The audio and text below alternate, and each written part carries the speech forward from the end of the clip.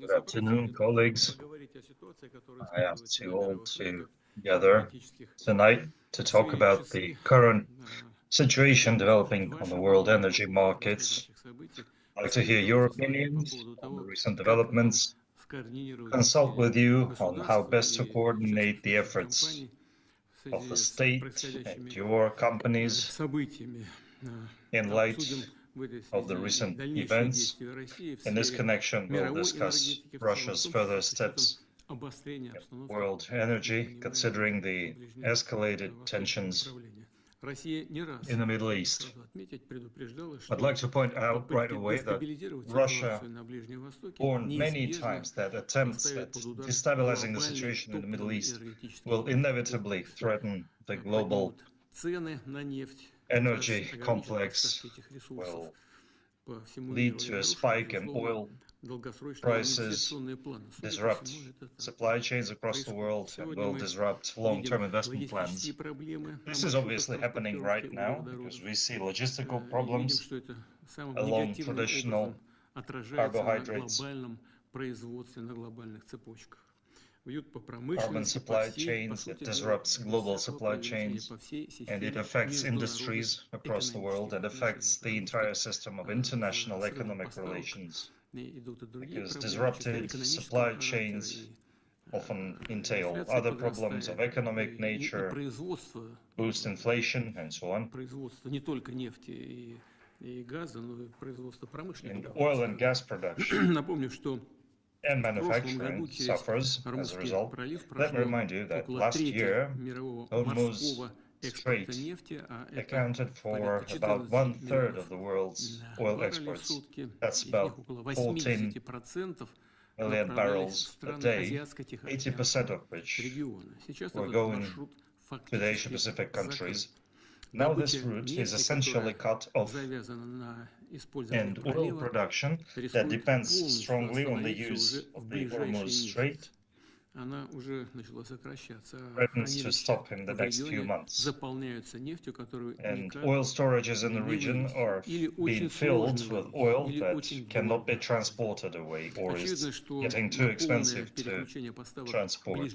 And of course, completely shifting Middle East oil supplies to schemes not using the Hormuz Strait is hardly feasible now, because shifting logistics, changing logistics will not only take time, but will also require great expenditure for infrastructure, expanding seaport terminals and so on.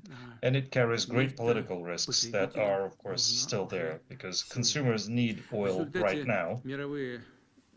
As a result, world oil prices are rising.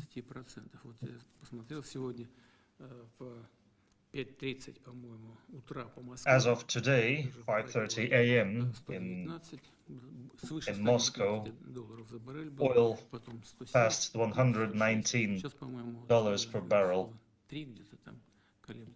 It's currently at $103 per barrel. So prices are rising and the trend is upwards. The same situation is developing on the global gas market, because LNG supplies from the Middle East have decreased drastically.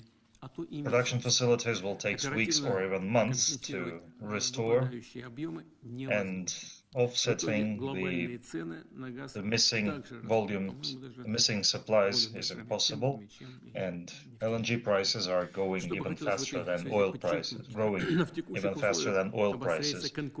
In the current situation, competition among consumers of energy resources is growing.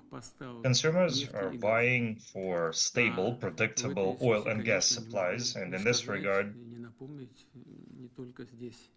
I can't help but remind everyone, not only you here, but all consumers, that stability is something that Russian energy companies have always been known for. Of course, global energy logistics, amid the ongoing conflict in the Middle East will be changing, shifting towards more lucrative markets. And we need to understand that the current high prices, energy prices, are, of course, temporary. And we realize that. It's obvious. And we need to take that into account. This is why I gathered you here to consult with you. And the change in supply and demand for oil and gas will lead to the shaping of a new, more stable price landscape. So Russian energy companies, it's important for them to use the current moment to get more export revenues and to use that export revenues to reduce their debts to Russian banks. I especially draw your attention to that. I'm asking the government and the central bank to keep that process under their control. Once again, I emphasize Russia is a reliable energy supplier. This has always been the case, and of course we will continue supplying oil and gas to countries that are themselves reliable partners. And I mean not only our partners in Asia Pacific, but also states in Eastern Europe, such as Slovakia and Hungary.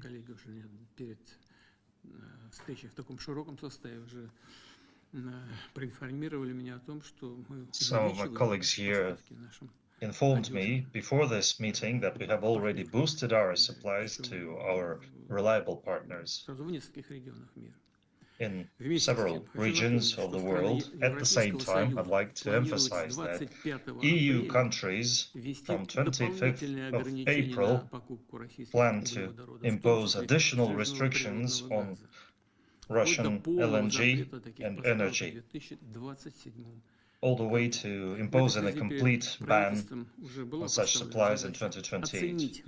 In this regard, I've already instructed the government to evaluate the possibility of stopping energy supplies to the European market without waiting for the door to be shut in our face.